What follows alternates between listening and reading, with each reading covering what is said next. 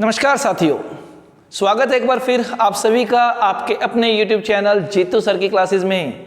हाजिर हूं मैं जितेंद्र सिंह जीतू लेकर आप सभी के लिए इंग्लिश ग्रामर की एक और नई क्लास। और आज की क्लास में साथियों हम करने जा रहे हैं पास्ट टेंस को। हमारी पिछली वीडियोस के दौरान हम टेंसेस की बेसिक स्ट्रक्चर्स के साथ साथ प्रेजेंट टेंस को पूरा कर चुके हैं। तो आज हम बढ़ने जा रहे हैं पास्ट टेंस की तरफ। तो आज हम पास्ट टेंस की जो बेसिक फॉर्मेशंस होती हैं, उसके जो रूल्स होते हैं, उन सभी को डिस्कस करेंगे। तो सबसे पहले वो सभी साथी जो चैनल पर नए आए हैं, जिन्होंने अभी तक चैनल को सब्सक्राइब नहीं किया है, वो फटाफट से चैनल को सब्सक्राइब कर लीजिए। आपकी स्क्रीन पर आपको राइट साइड में एक बेल आइकन दिखाई दे रहा है, उस बेल आइकन को दबा लीजिए, जिससे कि चैनल पर मिलने वाले वीडियोस के अपडेट्स आपको रेगुलरली सही समय पर मिलते रहें। तो आइए साथियों, बिना कोई वक्त गवाए हम शुरू कर लेते हैं आज की हमारी क्लास। और आज हमें करना है पास्ट टेंस। पास्ट टेंस का सबसे पहला हिस्सा हमारे पास क्या होगा? वो होगा past indefinite tense. Past indefinite tense, क्या खूबी है इस टेंस के अंदर? तो साथियों, ये एक मात्र आपके पास ऐसा टेंस है जिसके अंदर वर्ब की सेकंड फॉर्म का यूज़ होता है। आपके जितने भी टेंसेस हैं, किसी भी टेंस में आपको वर्ब की सेकंड फॉर्म नहीं मिलेगी। वो सेकंड फॉर्म यूज़ होती है सिर्फ पास्ट इंडेफिनाइट टेंस में। तो सबसे पहले इसकी फॉर्मेशन को सीखने से पहले हम पता लगाएंगे कि पास्ट इंडेफिनाइट की पहचान हमें कैसे करनी है। यानी कि बाइलिंगुअली अगर हम टेंस को सीख रहे हैं, हिंदी में कुछ सेंटेंसेस हमारे सामने आ जाते हैं, तो हम कैसा पता लगाएंगे कि उन सेंटेंसेस को किस टेंस के प्रयोग के साथ हमें इंग्लिश में कन्वर्ट करना है। और उन दिए गए सेंटेंसेस में से हमें कैसे पता लगेगा कि कौन से सेंटेंसेस जो हैं वो पास्ट इंडेफिनाइट के हैं। तो साथियों, ऐसा कोई भी सेंटेंस जिस सेंटेंस का अंत था, थे या फिर थी पे हो रहा हो, था, थे या थी, और इन्हीं की साउंड्स देखिए, आ, ए या ई। अगर इनमें से किसी पर भी कोई सेंटेंस एंड कर रहा है तो वो सेंटेंस जो होता है आपका, वो पास्ट इंडेफिनाइट टेंस का हो जाता है। और उस सेंटेंस को अगर आप इंग्लिश में कन्वर्ट करना चाह रहे हो तो आपको पास्ट इंडेफिनाइट टेंस की जो बेसिक फॉर्मेशंस हैं उनका इस्तेमाल करना होगा। तो देखिए बेसिक फॉर्मेशंस हैं क्या। हर टेंस की तरह यहाँ पर भी हमारे पास 4 तरह के सेंटेंसेस होंगे। जो सबसे पहली तरह के सेंटेंस हमारे पास होते हैं, उनका नाम हमारे पास क्या होता है? Affirmative sentences. अफर्मेटिव सेंटेंसेस को सिंपल भाषा में दूसरा नाम क्या दे दिया जाता है? वो होता है सिंपल सेंटेंस। तो अफर्मेटिव सेंटेंस किस तरह से बनेंगे पास्ट इंडेफिनाइट के? जैसा कि साथियों मैंने अभी आपको बताया था कि एकमात्र टेंस है जहां पर वर्ब की सेकंड फॉर्म इस्तेमाल होती है। तो यहीं से देखिए इसकी फॉर्मेशन क्या बन जाती है। सब्जेक्ट होगा, वर्ब के रूप में यहाँ पर क्या होगी? वर्ब की सेकंड फॉर्म होगी, प्लस क्या होगा आपके पास? ऑब्जेक्ट होगा। तो साथियों ध्यान रखना, आपको वर्ब की सेकंड फॉर्म इस्तेमाल करनी है। इस टेंस को आप यूं मान लीजिए कि जैसे आप पानी को याद रखते हैं, बिल्कुल पानी की तरह ही निर्मल, कोमल, बिल्कुल स्वच्छ ये टेंस होता है, बिल्कुल वैसा का वैसा। कैसे? देखिए, जैसे पानी का जब आप साइंस पढ़ रहे होते हैं तो पानी का केमिकल फॉर्मूला आपसे पूछा जाता है, वो क्या है? H2O। H2 means water. अब वैसे ही क्या है, ये टेंस भी कुछ ऐसा ही है। ये क्या हो गया हमारे पास? S2O। S2O का मतलब यहाँ पर क्या है? सब्जेक्ट, सेकंड फॉर्म और ऑब्जेक्ट। तो बिल्कुल पानी की तरह ही इसको याद रखिएगा। जैसे पानी हमारे जीवन में बहुत ज़्यादा इस्तेमाल होता है, वैसे ही जहाँ जहाँ टेंसेस का इस्तेमाल इंग्लिश के अंदर होता है, चाहे एकेडमिक लेवल पे हो चाहे कॉम्पिटिटिव लेवल पे हो, पास्ट इंडेफिनाइट टेंस का इस्तेमाल बहुत ज़्यादा होता है। तो ध्यान रखना, आपको फॉर्मेशन क्या है? सब्जेक्ट है, वर्ब की सेकंड फॉर्म है और ऑब्जेक्ट है। हम एक रैंडम सेंटेंस को इस फॉर्मेशन की सहायता से इंग्लिश में कन्वर्ट करके देखते हैं। तो कोई भी एक सेंटेंस हम लेंगे, जैसे वह कल आया था, वह कल आया था, या फिर वह कल घर आया था। वह कल घर आया था, वह के लिए सब्जेक्ट हमारा क्या हो गया? क्या हो गया? ही। वर्ब हमारी क्या है? आना। आना यानी कि कम, और कम की सेकंड फॉर्म क्या होगी? केम होगी। ही केम, कहाँ आया था? घर आया था। और कब आया था? yesterday, वह कल घर आया था। तो देखिए आपने यहाँ पर वर्ब की सेकेंड फॉर्म लगाई है। तो ये था इसका अफर्मेटिव सेंटेंस। अब अगर सेंटेंस जो है आपके पास वो नेगेटिव आ जाता है, नेगेटिव मीन्स नकारात्मक सेंटेंस जिसमें नो, नहीं, ना जैसे शब्दों का इस्तेमाल होता है, तो नेगेटिव कैसे बनाएंगे अब नेगेटिव सेंटेंसेस के लिए साथियों मैंने आपको बताया है, टेंसेस के अंदर जब आप नेगेटिव सेंटेंस का इस्तेमाल करेंगे तो आपको एक हेल्पिंग वर्ब चाहिए होती है। अब हेल्पिंग वर्ब यहाँ पर पास्ट इंडेफिनाइट के अंदर क्या लगेगी आपके पास, यहाँ पर आपके पास हेल्पिंग वर्ब लगती है क्या, डिड। साथ में हेल्पिंग वर्ब के तुरंत बाद क्या आ जाता है नेगेटिव सेंटेंसेस के अंदर, नॉट आ जाता है। और डू, डज और डिड अगर किसी भी सेंटेंस में आ जाए तो उसके तुरंत बाद आपको लगाना होता है वर्ब की फर्स्ट फॉर्म। सेंटेंस हमारा एंड कर जाएगा कहाँ पर, ऑब्जेक्ट पर। अब कुछ साथियों का दिमाग घूम गया होगा, लग रहा होगा कि सर कह रहे थे पास्ट इंडेफिनिट में वर्ब की सेकंड फॉर्म आती है, लेकिन यहाँ पर हमें फर्स्ट फॉर्म दिखाई दे रही है। तो साथियों यहाँ पर भी सेकंड फॉर्म है, लेकिन वो सेकंड फॉर्म यहाँ ना हो करके यहाँ आ गई है। ये देखिए डू की सेकंड फॉर्म क्या होती है आपके पास, डिड होती है। तो सेकंड फॉर्म यहाँ पर अप्लाई हो गई है, सेकंड फॉर्म जरूर आएगी। तो ये हो गया हमारा नेगेटिव सेंटेंस। अब नेगेटिव सेंटेंस का एक रैंडम हम कोई भी एग्जाम्पल उठाकर देख लेते हैं, सीख लेते हैं कि नेगेटिव सेंटेंस को भी क्या हम इसी फॉर्मेशन के हिसाब से कन्वर्ट कर सकते हैं इंग्लिश के अंदर। तो कोई भी एक रैंडम सेंटेंस उठाएंगे, जैसे उसने खाना नहीं खाया था, वह फिल्म देखने नहीं गई थी, वे क्रिकेट नहीं खेले थे, टीचर ने आज नहीं पढ़ाया था। कोई भी एक सेंटेंस हम उठा सकते हैं, उस सेंटेंस को हम इसी फॉर्मेशन की सहायता से कर सकते हैं। जैसे हम कर रहे हैं कि वह फिल्म देखने नहीं गई थी, तो वह यानी कि शी, वह क्या है, लड़की है तो शी होगा, और शी के साथ क्या आएगा हमारा, डिड। अलबत्ता सभी के साथ डिड आएगा क्योंकि हमारे पास हेल्पिंग वर्ब यहाँ पर एक ही है, कोई चॉइस नहीं है। तो कोई भी आपका सब्जेक्ट होगा सबके साथ आपको क्या लगाना होगा, डिड लगाना होगा। तो ये समस्या भी आपकी यहाँ पर बड़ी नहीं है कि हम चूज करें हेल्पिंग वर्ब कौन सी लगाएं, हर किसी के साथ क्या लगाना है, आपको डिड लगाना है। सब्जेक्ट प्लस डिड, डिड के बाद क्या आ जाएगा, नॉट। वह फिल्म देखने नहीं गई थी, जाना उसकी मेन वर्ब है तो गो। शी डिड नॉट गो, कहाँ नहीं गई थी, टू वॉच मूवी, वो फिल्म देखने नहीं गई थी। मूवी को आप पर्टिकुलर करना चाहें तो द मूवी कर सकते हैं। ये लीजिए हम द कर लेते हैं यहाँ पर कि कोई भी पर्टिकुलर मूवी की बात कर रहे हैं हम, तो द मूवी। तो ये हो गया आपका नेगेटिव सेंटेंस। अब इसी तरह से हम सीखते हैं इंटेरोगेटिव सेंटेंस को कैसे बनाया जाएगा। इंटेरोगेटिव सेंटेंस के लिए देख लेते हैं हम कि हमारी फॉर्मेशन क्या रहने वाली है इंटेरोगेटिव सेंटेंसेस के लिए। अब साथियों अभी तक हमारी पिछली क्लासेस को, पिछली वीडियोस को देखकर आपको पता लग ही गया होगा कि इंटेरोगेटिव जब भी किसी सेंटेंस को बनाना तो क्या करना होता है, जो भी आपको हेल्पिंग वर्ब पता लग जाती है उस हेल्पिंग वर्ब को सेंटेंस के बिल्कुल शुरुआत में आपको प्लेस कर देना है और सेंटेंस को क्वेश्चन मार्क यानी कि साइन ऑफ इंटेरोगेशन पे आपको एंड कर देना है। वो सेंटेंस ऑटोमेटिकली क्या बन जाएगा, इंटेरोगेटिव। अब देखिए साथियों हमारे पास हेल्पिंग वर्ब यहाँ पर क्या आ चुकी है, डिड। तो डिड को हम सेंटेंस के स्टार्ट में ले आए, बाकी सारा सेंटेंस वैसा का वैसा डाल दीजिए। सब्जेक्ट है, वर्ब की फर्स्ट फॉर्म है, ऑब्जेक्ट है, एंड कहाँ करना है हमें, साइन ऑफ इंटेरोगेशन यानी कि क्वेश्चन मार्क पर। ये सेंटेंस हमारा इंटेरोगेटिव बनकर यहाँ पर तैयार हो जाता है। अब कोई भी ऐसा सेंटेंस जो क्या से शुरू हो, था, थे, थी या फिर आ, ए, ई पर ख़त्म हो, वो क्या बनेगा, इंटेरोगेटिव की इस फॉर्मेशन की सहायता से इंग्लिश में कन्वर्ट किया जाएगा। देखिए हम एक एग्जाम्पल के जरिए इस चीज़ को समझ के देखते हैं कि क्या ऐसा सच में हो रहा है। जैसे क्या अध्यापक ने पढ़ाया था, क्या अध्यापक ने, या फिर कोई लेसन है मान लीजिए, क्या अध्यापक ने ये लेसन पढ़ाया था। तो क्या के लिए हम किसका इस्तेमाल कर रहे हैं, यहाँ पर व्हाट की बजाय क्या इस्तेमाल कर रहे हैं, जो हेल्पिंग ऑफ गिवन है। तो डिड, द सब्जेक्ट कौन है हमारा, टीचर। क्या किया था उसने, पढ़ाने का काम। और क्या चीज़, द लेसन, कोई पर्टिकुलर हम लेसन की बात कर रहे हैं कि क्या टीचर ने लेसन पढ़ाया था। क्वेश्चन मार्क पे ख़त्म हो जाएगा, हमारा इंटेरोगेटिव सेंटेंस हमारे सामने तैयार हो जाएगा।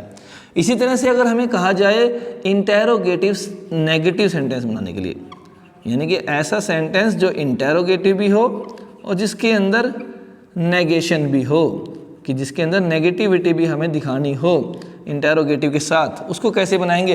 तो सबसे पहले सेंटेंस को बनाएंगे इंटेरोगेटिव। इंटेरोगेटिव बनाने के लिए क्या करना है?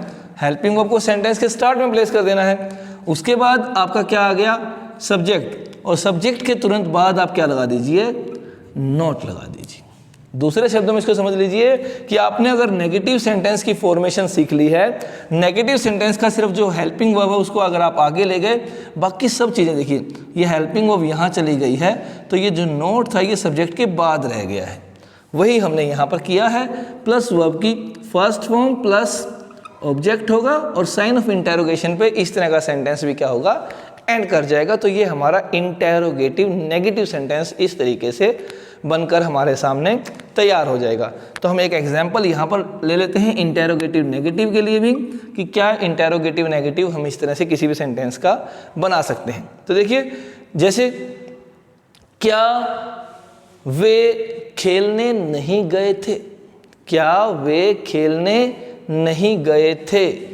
तो वे के लिए भी क्या लगेगी? Helping verb did. मैंने बताया ना, कोई चॉइस नहीं, हमारे पास एक ही है तो हम वही लगाएंगे, हमें कोई कंफ्यूजन नहीं रखनी। डिड दे नॉट, नेगेटिव है ना, जाना यानी कि गो, और कहा did they not go to play. अगर साथ में कोई गेम भी जोड़ दोगे तो उसका नाम भी आ जाएगा, वरना आपका सेंटेंस यहीं पर आप एंड कर सकते हो। तो ये थी पास्ट इंडेफिनाइट टेंस की फॉर्मेशंस, अलग अलग तरह के सेंटेंसेस की, किस तरह से आपको क्या क्या उसके अंदर चेंजेस करने हैं, किस तरह से वो फॉर्मेशंस आपके सामने बनकर तैयार हो जाएंगी। होपफुली आपको ये सारी की सारी फॉर्मेशन समझ में आ गई हो। तो आइए साथियों, हम थोड़ा आगे बढ़ते हैं, और आगे हमारे लिए बहुत काम की चीज़ है। क्या है हमारे लिए बहुत काम की चीज़? वो है कि जब आप किसी टेस्ट के अंदर बैठते हो, चाहे वो एकेडमिक का आपका कोई एग्ज़ाम हो या फिर कोई भी कम्पिटिटिव लेवल का आपका एग्ज़ाम आप देने जा रहे हैं, तो उसमें जब सेंटेंसेस आपसे पूछे जाएंगे तो वहाँ पर आपको कैसे पता लगेगा कि वर्ब की फॉर्म कौन सी आपको चूज़ करनी है।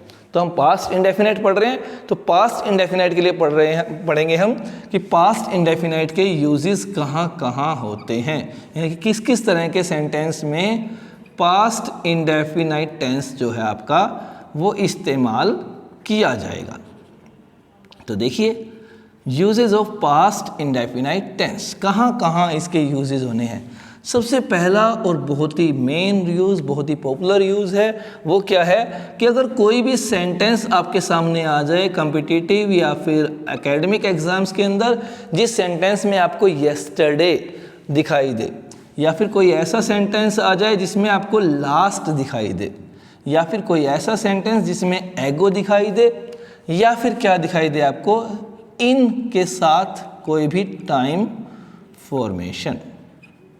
इन आपकी एक प्रीपोजिशन है, उस प्रीपोजिशन के साथ अगर आपको क्या दिखाई दे, कोई भी टाइम फॉर्मेशन आपको दिखाई दे, यानी कि इनमें से कोई भी चीज़ आप स्लैश से समझ लीजिए, अगर इनमें से कोई भी चीज़ किसी भी सेंटेंस के अंदर आपको दिखाई दे जाती है, तो उस सेंटेंस में आपको किस टेंस का इस्तेमाल करना है? पास्ट इंडेफिनाइट टेंस का। एग्जाम्पल के जरिए हम समझ लेते हैं इस चीज़ को। जैसे एग्जाम्पल ले लेते हैं हम, she did not attend the class last Monday, यानी कि पिछले मंडे को उसने क्लास अटेंड नहीं की थी। जब आप एकेडमिक एग्जाम्स में बैठते हैं तो आपको यहाँ पर एक वर्ब दी जाती है, जो अक्सर वर्ब की फर्स्ट फॉर्म आपको दी जाती है, यानी कि इन्फिनिटिव फॉर्म दी जाती है आपको हमेशा। यहाँ पर आपको देखना है, आपको फर्स्ट फॉर्म दिखाई दी, आपको लास्ट दिखाई दिया, तो तुरंत आप समझ जाइए कि आपके ब्लैंक में क्या आने वाला है, पास्ट इंडेफिनाइट टेंस आने वाला है। नेगेटिव है तो यहाँ पर आपको नेगेटिव के रूप में मिलेगी एकेडमिक एग्जाम्स के अंदर। जब आप कॉम्पिटिटिव एग्जाम्स में बैठते हो तो यही चीज़ आपको 4 ऑप्शंस के रूप में आएगी। जैसे आपको हो सकता है कि फर्स्ट ऑप्शन ही दिया गया हो, डिड नॉट अटेंड, सेकंड आपको दिया गया हो had not attended, third option आपको मान लो दिया गया हो was not attending, fourth option आपको दिया गया हो हैज़ नॉट अटेंडेड। इस तरह से आपको 4 ऑप्शंस दिए जाते हैं एकेडमिक एग्जाम्स के अंदर अक्सर। तो आपको क्या देखना है कि सेंटेंस के अंदर हमें देखना है कि हमारी जो गिवन चीज़ें होती हैं उनमें से कोई चीज़ अगर दी गई है, जैसे यहाँ पर आपको लास्ट दिया गया, तो लास्ट देखते हैं समझ जाइए पास्ट इंडेफिनाइट टेंस आने वाला है। अब नेगेटिव है तो सभी के अंदर देखिए नोट है, सारे के सारे नेगेटिव हैं, तो पास्ट इंडेफिनाइट के नेगेटिव की फॉर्मेशन तुरंत आपके दिमाग में आना चाहिए। क्या होती है फॉर्मेशन उसकी? डिड नॉट और वर्ब की फर्स्ट फॉर्म। तो डिड नॉट और वर्ब की फर्स्ट फॉर्म जो है आपके वो फर्स्ट ऑप्शन में दिया गया है, आप इसे चूज कर लेंगे, ये आपका करेक्ट ऑप्शन हो जाएगा। तो ये था पास्ट इंडेफिनाइट टेंस का पहला यूज हमारा। अब दूसरा यूज क्या है? दूसरा यूज क्या है कि ऐसे सेंटेंसेस जिन सेंटेंसेस को कनेक्ट किया गया है, किसी से कनेक्ट किया गया है? आपकी बिफोर या फिर व्हेन के साथ। कोई भी 2 सेंटेंसेस को कनेक्ट किया गया किससे? बिफोर या व्हेन के साथ। और ऐसे किसी भी सेंटेंस में बिफोर या व्हेन से जो पहले का हिस्सा जो है, उस पहले के हिस्से में अगर आपको पास्ट परफेक्ट टेंस दिखाई दे। अब आप कहेंगे कि हमने पास्ट परफेक्ट अभी तक पढ़ा ही नहीं, तो हमें कैसे पता कि पास्ट परफेक्ट में क्या होगा? तो उसके लिए आप ध्यान कीजिए, क्या दिखाई देगा आपको? हैड के साथ वर्ब की थर्ड फॉर्म दिखाई देगी। यानी कि पास्ट परफेक्ट में क्या होता है? हैड प्लस वर्ब की थर्ड फॉर्म होती है। नेगेटिव होगा तो had not plus third form होगी, अगर सिंपल होगा तो हैड प्लस थर्ड फॉर्म होगी। अगर ये दिखाई दे जाए और इसके बाद का जो हिस्सा है वहाँ पर आपको ब्लैंक दिखाई दे रहा है और आपसे कहा गया कि इस हिस्से को आप फिल कीजिए, तो उस हिस्से में हमेशा आपको क्या भरना है? पास्ट इंडेफिनाइट टेंस भरना है आपको। पास्ट इंडेफिनाइट टेंस के अंदर क्या होता है? यूजुअली हमारे पास वर्ब की सेकंड फॉर्म होती है, अगर नेगेटिव है तो डिड नॉट और वर्ब की फर्स्ट फॉर्म आ जाएगा। इनमें से कोई भी जो भी जिस जगह पे सूटेबल होगा उसी तरीके से उसको आप भर दोगे, तो ये हो जाएगा हमारा सेकंड रूल। अब इसका एक एग्जाम्पल ले लेते हैं। एग्जाम्पल क्या है हमारे पास? देखिए, जैसे they had gone before there mother. अब यहाँ देखो डैश अगर आ गया, वर्ब आपके पास क्या है? अराइव है। तो आपको क्या सोचना है? देखो बिफोर आया है, बिफोर से पहले हैड के साथ वर्ब की थर्ड फॉर्म आई है, आई कि नहीं आई? यानी कि पास्ट परफेक्ट आया है। तो बिफोर के बाद के हिस्से में आपको क्या फिल करना है? Past indefinite. और पास्ट इंडेफिनाइट क्या कहता है? जो भी वर्ब गिवन है उसकी आपको सेकंड फॉर्म लगानी है। तो ये हो गया they had gone before there mother arrived, यानी कि उनकी मम्मी के आने से पहले वो जा चुके थे। तो ये हो गया आपका सेकंड रूल। अब थर्ड देखते हैं हम। थर्ड क्या कहता है? थर्ड में क्या है? कुछ ऐसा ही है। अगर आपको किसी सेंटेंस के अंदर आफ्टर या दैट नाम की कंजक्शन मिल जाए, ये कंजक्शंस होती हैं बीच में जो जोड़ती हैं सेंटेंस को, अगर आफ्टर या दैट नाम की कंजक्शन से किसी सेंटेंस को जोड़ा गया है तो कुछ वैसा ये भी वहाँ पर पहले के हिस्से में मिला था, यहाँ पर क्या मिलेगा? बाद के हिस्से में मिलेगा। और ऐसे सेंटेंस के बाद के हिस्से में आपको क्या मिल जाए? पास्ट परफेक्ट, यानी कि हैड के साथ वर्ब की थर्ड फॉर्म अगर आपको मिल जाती है और इसके पहले के हिस्से में यहाँ पर आपको ब्लैंक फिल करने के लिए कहा गया था, तो इस ब्लैंक में आप क्या भरोगे? पास्ट इंडेफिनाइट टेंस भर दोगे आप। पास्ट इंडेफिनाइट यानी कि वर्ब की सेकंड फॉर्म के साथ इसको आप फिल कर दोगे। नेगेटिव होगा तो डिड नॉट और वर्ब की फर्स्ट फॉर्म के साथ इसको आप फिल कर दोगे। कुछ वैसा ही है। देखिए, आपको अगर यूजफुल तौर पे समझना हो तो क्विक ट्रिक आप ले सकते हो कि बिफोर का मतलब है पहले, यानी कि पहले वाले हिस्से में क्या मिलेगा? पास्ट परफेक्ट मिलेगा। इसी तरह से आफ्टर का मतलब क्या है? बाद में, तो बाद के हिस्से में क्या मिलेगा?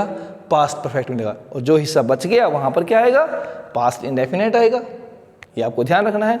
एग्जाम्पल ले लेते हैं, जैसे I went to school after I had taken my breakfast, यानी कि ब्रेकफास्ट करने के बाद मैं कहाँ चला गया? स्कूल चला गया। देखिए, आफ्टर के बाद आपको हैड प्लस थर्ड फॉर्म दिखाई दे रही है, और यहाँ जो ये ब्लैंक अगर दिया गया था उस ब्लैंक में हमने क्या भर दिया है? पास्ट इंडेफिनाइट, यानी कि वर्ब की सेकंड फॉर्म हमने फिल कर दी है। तो साथियों, ये थे हमारे पहले 3 रूल्स। हम थोड़ा आगे बढ़ते हैं। इसके अगले रूल्स हमारे पास क्या होने वाले, यानी कि यूजेस जो है पास्ट इंडेफिनाइट के और कहाँ कहाँ किए जा सकते हैं। तो आइए अगला रूल करते हैं। अगले रूल में भी कुछ वैसा ही है, कंजक्शन वाला ही रूल है। उसमें क्या होगा कि अगर किसी भी सेंटेंस को इफ नाम की कंजक्शन से जोड़ा गया है, कभी कभी इफ़ की बजाय अनलेस भी आ जाता है। अगर इफ़ या अनलेस नाम की कंजक्शन से किसी भी सेंटेंस को जोड़ा गया है और उससे पहले के हिस्से में आपको क्या दिखाई दे जाए, वुड के साथ वर्ब की फर्स्ट फॉर्म, कभी कभी वुड की बजाय आपको कुड भी मिल जाता है, ये भी चल जाएगा। अगर ये दिया गया हो और इसके बाद के हिस्से में आपसे कहा गया हो कि वर्ब फिल करनी है आपको, तो कौन सा टेंस फिल करेंगे आप? पास्ट इंडेफिनाइट टेंस फिल करेंगे यहाँ पर आप। एक एग्जाम्पल के जरिए हम इसको समझते हैं, जैसे he would buy a new house if he won the lottery. अगर वो लॉटरी जीत जाता तो वो एक नया घर खरीदता। देखिए इफ़ आया था ना, इफ से पहले आपको वुड के साथ फर्स्ट फॉर्म दिखाई दी थी और इफ के बाद यहाँ पर आपने ये पास्ट इंडेफिनाइट टेंस की सहायता से इस सेंटेंस को फिल कर दिया है। तो ये था आपका फोर्थ वन। अब फिफ्थ वन क्या है हमारा? फिफ्थ रूल क्या है? फिफ्थ रूल भी ऐसा ही है, कंजक्शन वाला ही है। इसमें आपको कंजक्शन क्या मिलेगी? So that. अगर किसी सेंटेंस में सो दैट नाम की कंजक्शन मिले और सो दैट के बाद ऐसे सेंटेंस के अंदर आपको माइट या फिर कुड मिल जाता है, साथ में वर्ब की फर्स्ट फॉर्म मिल जाती है और इसके पहले के हिस्से में आपको ब्लैंक दिया गया है फिल करने के लिए, तो इस ब्लैंक को आप फिल करोगे पास्ट इंडेफिनाइट का इस्तेमाल करके। पास्ट इंडेफिनाइट का मतलब क्या है? वर्ब की सेकंड फॉर्म या फिर डिड नॉट प्लस वर्ब की फर्स्ट फॉर्म। सो दैट आएगा, कंजक्शन है, सो दैट के बाद क्या आएगा? माइट या कुड के साथ फर्स्ट फॉर्म आएगी और सो दैट से पहले आप क्या भर दोगे? पास्ट इंडेफिनिट टेंस यानी कि वर्ब की सेकंड फॉर्म भर दोगे आप। एक एग्जांपल के जरिए हम समझ लेते हैं इस चीज को भी, जैसे they went to Delhi so that they could enjoy the IPL। हालांकि इस साल IPL बाहर हो रहा है, लेकिन हमने एक रैंडम एग्जांपल लिया कि वो दिल्ली गए ताकि वो IPL एंजॉय, IPL यानी कि इंडियन प्रीमियर लीग नाम का जो क्रिकेट टूर्नामेंट होता है, कि वो इसलिए गए ताकि वो एंजॉय कर सकें। अब देखिए सो दैट आया ना, सो दैट के बाद कुड के साथ वर्ब की फर्स्ट फॉर्म आई है और सो दैट से पहले यहाँ पर अगर आपको ब्लैंक दिया गया था तो आपने यहाँ पर क्या भर दिया? वर्ब की सेकेंड फॉर्म यानी कि पास्ट इंडेफिनाइट टेंस फिल कर दिया है। तो ये हमारा फोर्थ और फिफ्थ रूल था। अब आगे बढ़ते हैं हम। सिक्स्थ चीज़ क्या है हमारे पास? सिक्स्थ चीज़ क्या है? देखिए अगर आपको किसी भी सेंटेंस, कोई भी एक सेंटेंस ऐसा मिल जाए आपको जिसमें कोई भी आपका एक जानी मानी पास्ट की घटना दी गई है, इसको बोलते हैं हम हिस्टोरिकल इवेंट्स। क्या बोलते हैं हम? Historical events. हिस्टोरिकल इवेंट्स यानी कि पास्ट घटनाएं। पास्ट घटनाएं वो जो पॉपुलर रही हैं, जानी मानी रही हैं। अगर ऐसी किसी भी घटना का जिक्र आए तो क्योंकि पास्ट में तो वहाँ पर इस्तेमाल किस चीज़ का होगा? पास्ट का होगा। और पास्ट में भी किसका होगा? पास्ट इंडेफिनाइट टेंस का ही हमेशा इस्तेमाल होगा। जैसे सिंपल सा एक एग्जांपल लेते हैं हम। India got freedom after a long struggle, कि भारत को बहुत बड़ी स्ट्रगल के बाद आज़ादी मिली थी। ऐतिहासिक घटना थी वो आज़ादी मिलना। तो देखिए क्या है यहाँ पर हमारा पास्ट इंडेफिनेट यानी कि वर्ब की सेकेंड फॉर्म आई है। तो ये था आपका sixth rule. Seventh rule. Seventh rule क्या है? थोड़ा सा कंफ्यूजिंग है, आपको ध्यान करना है, गौर करना है। बहुत जगह इस रूल का इस्तेमाल किया जाता है। क्या चीज़ है कि अगर किसी भी सेंटेंस को एंड की सहायता से जोड़ा जाए, बट की सहायता से जोड़ा जाए, और की सहायता से जोड़ा जाए, खास तौर पर ये तीन होते हैं। इसके अलावा एज सून एज भी आ जाता है। आप इन चार को ही समझिए, एंड, बट और एज सून एज। अगर इससे किसी भी सेंटेंस को जोड़ा गया है तो उस सेंटेंस के दोनों हिस्सों में सेम टेंस का इस्तेमाल होता है। यानी कि अगर इस साइड में आप पास्ट इंडेफिनाइट लगा रहे हो तो आपको दूसरी साइड में भी आपको क्या लगाना होगा? पास्ट इंडेफिनाइट ही लगाना होगा। अब दो चीज़ों को समझिए आप, ये दो चीज़ें बहुत ज़रूरी हैं, गौर कीजिएगा इन दोनों चीज़ों पर। सबसे पहली चीज़ देखिए, ऐसे सेंटेंस में दो काम हो रहे हैं। एक काम यहाँ हो रहा है, दूसरा काम यहाँ हो रहा है। तो सबसे पहली चीज़ आपको ध्यान रखनी है कि इन दोनों कामों को करने के लिए जो सब्जेक्ट है वो सेम होना चाहिए, यानी कि जिस पर्सन ने या जिस व्यक्ति ने इस काम को किया है वही इसको भी करेगा। ऐसा नहीं होना चाहिए कि राम ने कपड़े धोए हैं और सीता ने कपड़े निचोड़े। धोएगा राम तो निचोड़ेगा भी राम, यानी कि दोनों काम सेम पर्सन से होने चाहिए, तब ये रूल जो है आपका 100% आपका अप्लाई होता है। अगर दोनों कामों को करने वाला अलग अलग है तो ज़रूरी नहीं है कि ये रूल अप्लाई होगा, लेकिन दोनों कामों को करने वाला अगर सेम सब्जेक्ट होगा तो ये रूल 100/100 आपका इस्तेमाल होगा ही होगा। दूसरी चीज़ क्या है? दूसरी चीज़ क्या है, अगर ऐसा रूल किसी नेगेटिव सेंटेंस में लागू होता है तो नेगेटिव सेंटेंस के अंदर जो हेल्पिंग वर्ब और जो नेगेशन वर्ड यानी कि डिड और जो नोट लगता है, वो डिड और नोट जो होगा आपका सिर्फ पहली वर्ब के साथ लगेगा, दूसरी वर्ब के साथ नहीं लगेगा। मैं एक नेगेटिव का एग्जाम्पल आपके सामने ले लेता हूँ ताकि आपको ये चीज़ क्लियर हो जाए। जैसे ही डिड नॉट कॉल मी और inform me about the test, कि ना उसने मेरे पास कॉल की ना मुझे टेस्ट के बारे में इन्फॉर्म किया। अब देखिए नेगेटिव है, नेगेटिव में क्या था, डिड नॉट प्लस वर्ब की फर्स्ट फॉर्म। तो देखिए डिड नॉट जो है वो सिर्फ पहले हिस्से में आया है, दूसरे हिस्से में डिड नॉट नहीं आया है, लेकिन वर्ब दूसरे हिस्से में भी क्या आ रही है, फर्स्ट फॉर्म। इसका मतलब क्या होता है कि ये जो डिड नॉट है आपका, ये दोनों हिस्सों में कैरी हो रहा है।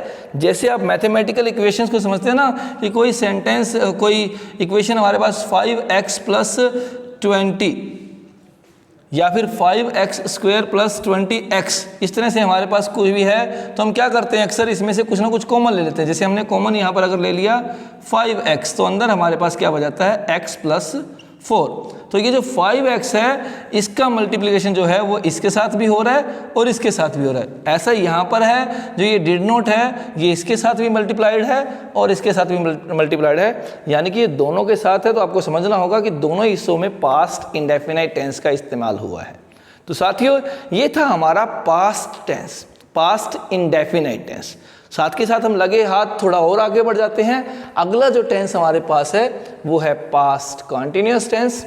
अब हम पास्ट कॉन्टिन्यूअस टेंस को भी लगे हाथ आज डिस्कस कर लेते हैं इस वीडियो लेक्चर के दौरान। हमारा अगला टेंस क्या है, वो है पास्ट कॉन्टिन्यूअस टेंस।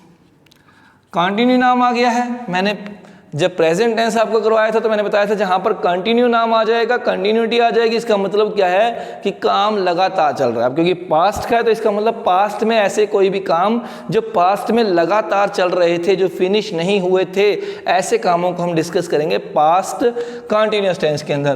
तो यहीं से इसकी पहचान हमारे पास आ जाती है। क्या होता है कि हिंदी का सेंटेंस रहा था, रही थी या फिर रहे थे पे एंड कर रहे होते हैं। तो ऐसे सेंटेंसेस जो रहा था, रही थी या रहे थे पे एंड करेंगे, वो सभी सेंटेंसेस पास्ट कंटिन्यूअस के अंदर डिस्कस किए जाएंगे।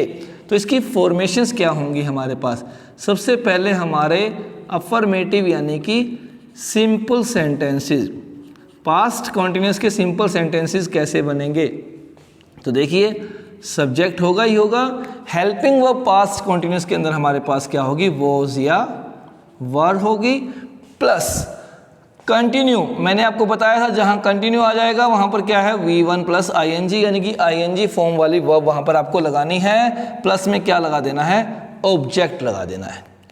फिर फॉर्मेशन वही है, कंटिन्यूअस नाम है तो फर्स्ट फॉर्म प्लस ing है, ऑब्जेक्ट है, सब्जेक्ट है। सिर्फ याद आपको क्या रखना है कि हेल्पिंग वर्ब लगानी है हमें वॉज या वर। अब वॉज या वर के बीच में स्लैश है तो कहाँ पर वॉज कहाँ पर वर, उसको समझ लेते हैं हम हमारे यूटिलिटी बॉक्स के अंदर। हमारा यूटिलिटी बॉक्स देखिए क्या कहता है, यूटिलिटी बॉक्स कहता है कि जितने भी आपके सिंगुलर सब्जेक्ट्स हैं, क्या हैं, सिंगुलर सब्जेक्ट्स। सिंगुलर सब्जेक्ट्स में खास तौर पर क्या क्या आ जाता है, फर्स्ट पर्सन का सिंगुलर और थर्ड पर्सन का सिंगुलर। सिंगुलर सब्जेक्ट्स कौन से, फर्स्ट पर्सन वाले और थर्ड पर्सन वाले, यानी कि फर्स्ट पर्सन और थर्ड पर्सन के सिंगुलर जहाँ पर आ जाएंगे वहाँ पर आपको क्या लगाना है, वॉज लगाना है। इसके अलावा अगर आपका सब्जेक्ट कुछ भी और हो जाएगा, एनी अदर होगा, तो आपको क्या लगा देना है, वर लगा देना, यानी कि बाकी जो भी बचते हैं वो सारे के सारे प्लूरल की श्रेणी में काउंट होते हैं और प्लूरल के साथ आपको क्या लगाना है, वर लगाना है।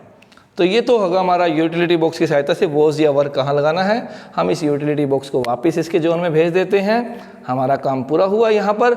अब हम एक एग्जाम्पल के जरिए इसको समझते हैं। एग्जाम्पल के जरिए, जैसे वह रो रही थी, वह रो रही थी, फिर से वही बात, लड़कियां रोतलू नहीं है लेकिन सेंटेंस हमारा रोतलू है। तो वह रो रही थी, वह यानी कि शी, अब शी के साथ क्या लगेगा, वॉज। रोना यानी कि क्राई, साथ में आईएनजी आई, तो हमारा सेंटेंस बन गया शी वॉज क्राइंग। तो ये हो गया वह रो रही थी, पास्ट कॉन्टिन्यूअस का सिंपल सेंटेंस। अब अगर इसका नेगेटिव सेंटेंस आ जाए, नेगेटिव सेंटेंस, नेगेटिव सेंटेंस में क्या चाहिए होगा, हमें नोट चाहिए होगा। और नोट कहाँ लगाते हैं, हेल्पिंग वर्ब के बाद। हेल्पिंग वर्ब हमारे पास पड़ी हुई है, उसके बाद नोट लगा दीजिए, आपका नेगेटिव सेंटेंस तैयार हो जाएगा। Subject plus was were plus note होगा, V1 प्लस ING होगा और ऑब्जेक्ट होगा। तो ये हो गया हमारा नेगेटिव सेंटेंस। एग्जाम्पल आप खुद से करके देख लीजिएगा, कोई भी एग्जाम्पल आप बना सकेंगे। क्या होगा एग्जाम्पल के अंदर, लास्ट में रहा था रही थी होगा और सेंटेंस के अंदर नोट होगा यानी कि नहीं होगा। ऐसे किसी भी सेंटेंस को आप इस फॉर्मेशन की सहायता से बना सकेंगे। आप सेल्फ प्रैक्टिस कीजिएगा, होपफुली आपसे ये हो जाएगा। हम आगे बढ़ जाते हैं। अगला हमारे पास क्या है, इंटेरोगेटिव सेंटेंस है। इंटेरोगेटिव में भी क्या करना होता है आपको, इंटेरोगेटिव सेंटेंस के अंदर आपको हेल्पिंग वर्ब को आगे लेके आना होता है। और हेल्पिंग वर्ब हमारे पास क्या है, यहाँ पर वॉज या वर है, हम ले आए हैं। बाकी सब कुछ वैसे का वैसे चलेगा। सेंटेंस नेगेटिव नहीं है तो नोट नहीं आएगा, ING प्लस ऑब्जेक्ट और एंड कहाँ होगा, साइन ऑफ इंटेरोगेशन पे। तो ऐसा कोई भी सेंटेंस जो क्या से शुरू होगा, रहा था रही थी पे खत्म होगा, वो कहाँ आएगा, इंटेरोगेटिव श्रेणी में, और उसको इस फॉर्मेशन की सहायता से बनाया जा सकेगा। जैसे हमारे पास था कि शी वॉज क्राइंग, अगर यही होता कि क्या वह रो रही थी तो वॉज शी क्राइंग, वॉज आगे आ जाता बस। तो आप कुछ सेंटेंसेस ट्राई करके देखिएगा, होपफुली सारे सेंटेंसेस आपसे हो जाएंगे। जो नहीं हो पाएंगे उन्हें हम अगले लेक्चर के दौरान डिस्कस कर लेंगे। तो अगली तरह का हमारा जो होता है सेंटेंस, वो होता है क्या, इंटेरोगेटिव नेगेटिव सेंटेंस। यानी कि ऐसे सभी सेंटेंस जो इंटेरोगेटिव तो है ही हैं, साथ में क्या है, नेगेटिव भी हैं। तो इनमें क्या करना होता है, इनमें भी वॉज या वर जो है हमारा हेल्पिंग वर्ब आगे आ जाएगा और सब्जेक्ट के तुरंत बाद हम क्या लगा देंगे, नोट लगा देंगे। बाकी सब चीज़ों को वैसा का वैसा रख लेंगे, साथ में क्वेश्चन मार्क लगा देंगे। सेंटेंस इंटेरोगेटिव नेगेटिव आपका बनकर तैयार हो जाएगा। कोई भी रैंडम सेंटेंस आप उठाकर देखेंगे, जैसे अगर यहाँ पर लिया जाए वह रो रही थी, क्या वह रो रही थी बनाया, तो इसको बना लो क्या वह नहीं रो रही थी, was she not crying, was the teacher not teaching, were they not playing. किसी भी तरह का सेंटेंस आप उठाओगे तो वो इस फॉर्मेशन की सहायता से आसानी से बन जाएगा। ट्राई कीजिएगा। ये हमारी फॉर्मेशन हैं सारी की सारी पास्ट कॉन्टिन्यूस टेंस की। तो फॉर्मेशंस हमने कर ली। अब जैसे हमने पास्ट इंडेफिनाइट टेंस में किया था, उसके यूजेस जो कम्पिटिटिव या एकेडमिक एग्जाम्स के अंदर जो एक्सरसाइजेज हमें करनी होती हैं, जो क्वेश्चंस हमें सोल्व करने होते हैं, उनके अंदर हमारे इस्तेमाल होते हैं। तो यहाँ पर हम उन यूजेस को सीख लेते हैं। Uses of past continuous tense, यानी कि पास्ट कॉन्टिन्यूस टेंस कहाँ कहाँ इस्तेमाल किया जाता है। सबसे पहली चीज़ क्या है कि अगर किसी भी सेंटेंस के अंदर आपको those days, eight that time, at that moment, या फिर एट दैट इंस्टेंस, इस तरह के शब्द अगर आपको मिल जाते हैं तो वहाँ पर आपको क्या लगाना है, पास्ट कॉन्टिन्यूस टेंस लगाना है। ध्यान रखेंगे एकेडमिक एग्जाम्स के अंदर या कॉम्पिटिटिव एग्जाम्स के अंदर अगर सेंटेंस में इनमें से कुछ भी आपको दिखाई दे गया तो आप समझ जाइएगा कि उस सेंटेंस के अंदर पास्ट कॉन्टिन्यूस टेंस का इस्तेमाल हो जाने वाला है। आपको ध्यान रखना कि सेंटेंस नेगेटिव है, सिंपल है, इंटेरोगेटिव कैसा है, उसी हिसाब से आप उस सेंटेंस की फॉर्मेशन को बनाएंगे। तो एक सेंटेंस हम लेके देखते हैं, were they playing at that time, कि क्या उस समय वे खेल रहे थे। देखिए इंटेरोगेटिव था तो हम इंटेरोगेटिव की फॉर्मेशन को इस्तेमाल करेंगे। ये आपको ध्यान रखना है कि कम्पिटिटिव एकेडमिक जिस तरह के एग्जाम में आप बैठे हैं, कौन सी तरह का सेंटेंस आया उसी तरह की फॉर्मेशन आप इस्तेमाल करेंगे। बस हमारी पहचान, हमारी निशानी को आप देखेंगे और आपका सेंटेंस इजीली कन्वर्ट हो जाएगा। तो ये पहली चीज़ थी। दूसरी चीज़ क्या है? दूसरी चीज़ क्या है कि अगर किसी भी सेंटेंस को व्हेन नाम की जो कंजक्शन है उसके साथ जोड़ा गया है। किसके साथ जोड़ा गया? व्हेन के साथ, या फिर कई बार इसमें क्या आ जाता है? व्हाइल भी आ जाता है।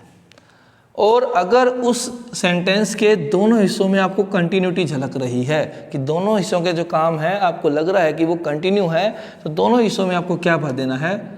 Past continuous. यानी कि पहले हिस्से में अगर पास्ट कॉन्टिन्यूस है तो दूसरे हिस्से में अब आप क्या भर दोगे? पास्ट कॉन्टिन्यूस भर दोगे। दोनों हिस्सों में ब्लैंक होंगे तो दोनों हिस्सों में पास्ट कॉन्टिन्यूस भर दोगे। एक में पास्ट कॉन्टिन्यूस दिया है, दूसरे में भी कंटिन्यूटी झलक रही है, तो दूसरे में भी क्या भर दोगे आप? पास्ट कॉन्टिन्यूस भर दोगे। जैसे he was playing while his sister was studying, कि वो खेल रहा था जबकि उसकी बहन क्या कर रही थी? पढ़ रही थी। देखिए कॉन्टिन्यूस कॉन्टिन्यूस दोनों हिस्सों में कौन सी कंजक्शन से जुड़ा है? वाइल नाम की कंजक्शन से जुड़ा है। तो ये था हमारा सेकंड रूल, इसका सेकंड यूज इसका। थर्ड यूज भी कुछ कुछ ऐसा ही है, आपको बस डिफ्रेंशिएट करना है कि अगर किसी भी सेंटेंस को व्हेन से जोड़ा गया है और उस सेंटेंस के एक हिस्से में आपको काम कंप्लीशन में दिखाई देता है, यानी कि पास्ट इंडेफिनाइट टेंस दिखाई देता है एक हिस्से के अंदर आपको, जबकि दूसरा जो काम है हमारा वो स्टिल अभी भी किस में है? कंटिन्यूटी के अंदर है, तो वहाँ पर हम क्या भर देंगे? पास्ट कंटिन्यूअस टेंस भर देंगे। कैसे भरेंगे? देखिए जैसे a car hit him when he was crossing the road, कि जब वो रोड क्रॉस कर रहा था एक कार ने उसे हिट कर दिया। अब देखिए ये जो हमारा काम है ये कंप्लीट हो चुका है, कार टक्कर मार चुकी है। कार बार बार टक्कर नहीं मार रही ना, कार ने एक टक्कर मार दी है। और कब मारी? जब वो रोड क्रॉस कर रहा था, यानी कि रोड क्रॉस करने का जो उसका काम है वो स्टिल अभी भी क्या था? कंटिन्यू था। ध्यान रखना है कि एक हिस्से में अगर आपको पास्ट इंडेफिनिट यानी कि काम कंप्लीशन में दिखाई दे गया, लेकिन दूसरे हिस्से का काम आपको लग रहा है कि किसमें अभी भी स्टिल कंटिन्यूटी में है, तो वहाँ पर आप क्या भर दोगे? पास्ट कॉन्टिन्यूअस टेंस भर दोगे। साथियों ये था हमारा आज का लेक्चर, जिसके अंदर हमने पास्ट इंडेफिनाइट और पास्ट कॉन्टिन्यूअस के बहुत ही महत्वपूर्ण रूलों को सीखा। होपफुली आपको ये सारी की सारी फॉर्मेशंस और सारे के सारे यूजेस क्लियर हो गए होंगे। अगर फिर भी किसी साथी की कोई क्यूरी रह जाती है, कोई सजेशन रह जाती है, तो आप कमेंट बॉक्स में डाल दीजिए। वीडियोज़ के ऊपर अपने व्यूज़ जरूर दिया कीजिए, वीडियो के ऊपर अपना कमेंट जरूर छोड़ा कीजिए। अगर वीडियोज़ आपको पसंद आ रही हैं, आपको अपने काम की लग रही हैं, तो लाइक बटन को दबा दीजिए कीजिए। आपके लाइक्स हमेशा हमें हौसला देते हैं आपके लिए अच्छे से अच्छे और बेहतरीन से बेहतरीन वीडियोस लाने का। साथियों चैनल को ज़्यादा से ज़्यादा साथियों के साथ शेयर कीजिए ताकि ज़्यादा से ज़्यादा साथी इस चैनल से जुड़ सकें और इस चैनल पर मिलने वाले बहुत ही महत्वपूर्ण वीडियोस का फ़ायदा उठा सकें, ताकि आगे आने वाले दौर में उनकी कॉम्पिटिटिव जीवन में उन्हें उन वीडियोस का फ़ायदा मिल सके। तो इन्हीं रायों के साथ आज की वीडियो में आपसे मैं विदा चाहता हूँ। स्वस्थ रहें, व्यस्त रहें और मस्त रहें।